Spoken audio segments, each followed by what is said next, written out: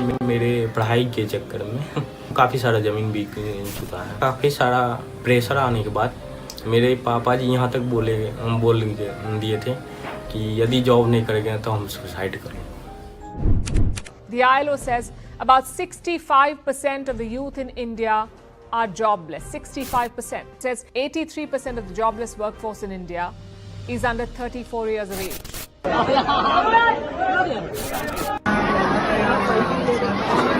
ये हमारे देश की परिस्थिति है। निराशा तो होती है।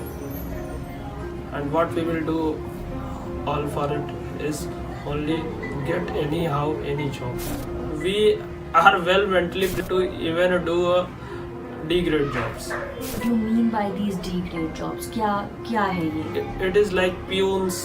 एक्चुअली बात ये है ना, हम वैसे फैमिली से बैकग्राउंड नहीं करते किसी और कोर्स कर सकते। भारत में शिक्षा का महत्व हमेशा से रहा है, लेकिन शिक्षा हमारी परिस्थिति को सुधार रही है या ये प्रक्रिया बस एक रटने की और अंकों के पीछे भागने का माध्यम बनकर रह गया। आज हम आपको दिखाएंगे इंडियन एजुकेशन की डार्क साइड, जो हम सबको जानना बहुत जरूरी है, क्योंकि हम सोचेंगे कि इसके साथ हुआ है, इसके साथ हुआ है, लेकिन ये घटनाएं हम सबके साथ होने वाली है।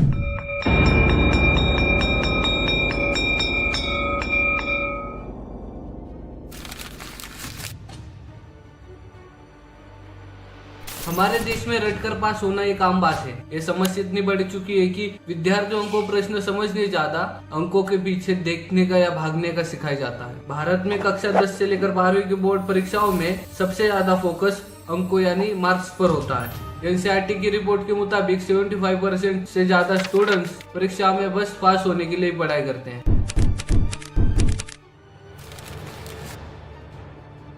अधिकांश विद्यार्थी पढ़ाई के दबाव के कारण डिप्रेशन या तनाव का शिकार होते हैं। यह हमारी शिक्षा प्रणाली का एक और गंभीर पहलू है। WHO के अनुसार भारत में 15 से 29 साल की उम्र के लोगों में आत्महत्या का मुख्य कारण पढ़ाई का दबाव है। रिपोर्ट के अनुसार भारत में हर साल 10,000 से भी ज्यादा विद्यार्थी पढ़ाई के दबाव के कारण आत्महत्या करते हैं। A 19-year-old boy took his life on Saturday. In fact, student suicides are on the rise. In 2021, 13,000 suicides.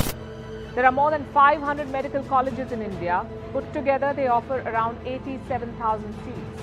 But guess how many students write the medical entrance?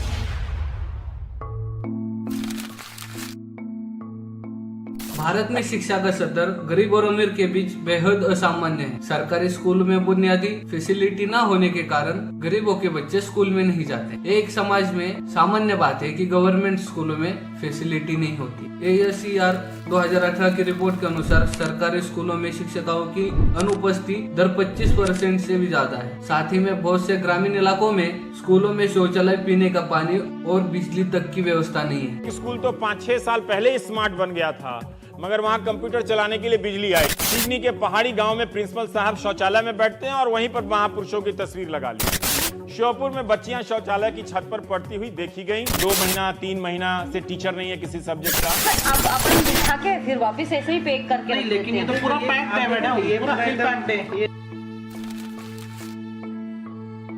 हमारे यहाँ शिक्षा का ध्यान बस किताबों तक ही सीमित है, लेकिन असल दुनिया के लिए आवश्यक कौशल्य पर ध्यान नहीं दिया जाता। WEF की रिपोर्ट बताती है कि भारत के 85% इंजीनियर ग्रेजुएट्स रोजगार के योग्य नहीं है। उन्हें उस फील्ड का कुछ आता नहीं। इसी का कारण है कि हमारी शिक्षा सिस्टम में किताबें तो बहुत पढ़ाई जाती, लेकिन स्किल्स और प्रैक्टिकल्स नॉलेज बहुत कम दी जाती। Since quitting a private company, technology graduate Rahul Singh has spent nearly 2 years at a tutoring center in New Delhi, preparing for India's civil services examination to qualify for a government job.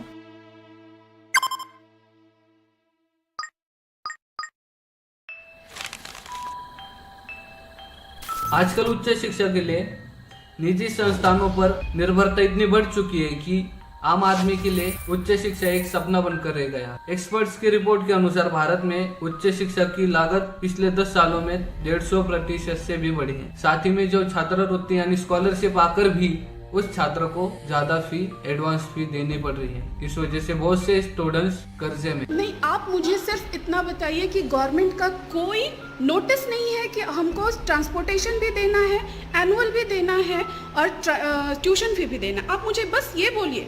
हमारा fuel expenses नहीं लगा है, हम 20% reduce किए हैं। Okay. और हम लोग वो लेंगे, बाकी सारा लेंगे आप 2500 जो जोड़ रहे हैं, जीपीएस जोड़ रहे हैं, लाइब्रेरी जोड़ रहे हैं, लैब जोड़ रहे हैं, क्या आप वो लेंगे?